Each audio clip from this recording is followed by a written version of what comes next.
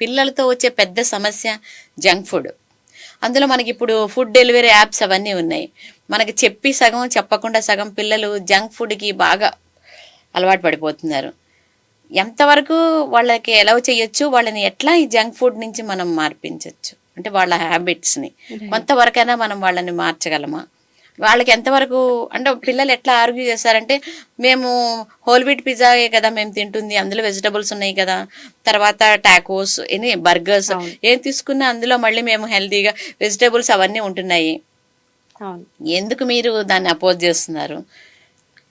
So వాళ్ళ వైపు నుంచి కూడా దేర్ ఈస్ అ పాయింట్ అండి. ఎందుకని మనం కేటగరైజ్ చేసి చెప్పాము, హోల్ వీట్ అయితే ఓకే, రైట్? సో అందుకనే ఆ healthy food unhealthy food category అనేది బ్యాక్ ఫైర్ అయ్యేది ఇట్లాంటి సిచ్యుయేషన్స్లోనే. Better would be consider this more as luxury food.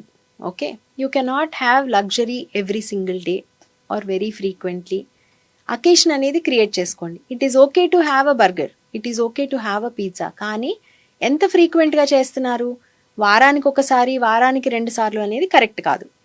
You set some ground rules saying you are allowed to have ice cream. Okay, మీకు ice cream కావాలంటే okay, chocolate కావాలంటే okay, or pizza కావాలంటే okay, కానీ ఎప్పుడు ఒక particular day అనేది పెట్టుకోండి. నెలకు ఒకసారను, 2 వారాలకు ఒకసారను. ఇప్పుడు ఏంటంటే బాగా వారానికి ఒకసారి అలవాటు అయిపోయినప్పుడు ఆ ఫ్రీక్వెన్సీ కొంత తగ్గించుకోవటం. అలాగే ఒకటేసారి మల్టిపుల్ ఇండల్జెన్సెస్ కాకుండా, ఫర్ ఎగ్జాంపుల్ బర్గర్ ఆర్డర్ చేస్తే దాంతో పాటు ఫ్రైస్, కూల్ డ్రింక్, అవును, వీటిని సెపరేట్ చేయండి. ఈ వారం మీరు కావాలంటే బర్గర్ ఆర్డర్ చేసుకోండి, కానీ ఓన్లీ బర్గర్. అట్లాగే నెక్స్ట్ వీక్ కావాలంటే only fries. So you separate it out. It is a long term journey అండి.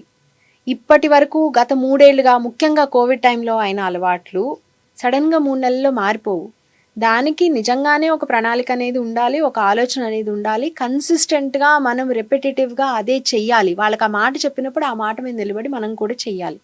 అంతేగాని సరేలే, ఈ రోజుకి ఓకేలే, ఈ రోజుకి పాపంలే అనేది కొంచెం మన ఆలోచన కూడా మార్చుకొని we are not behaving heartless with them. అంటే ఏదో అయ్యో పాపం వాళ్ళు ఏమడిగినా ఇవ్వలేకపోతున్నాం, ఈ గిల్ట్ కాదండి.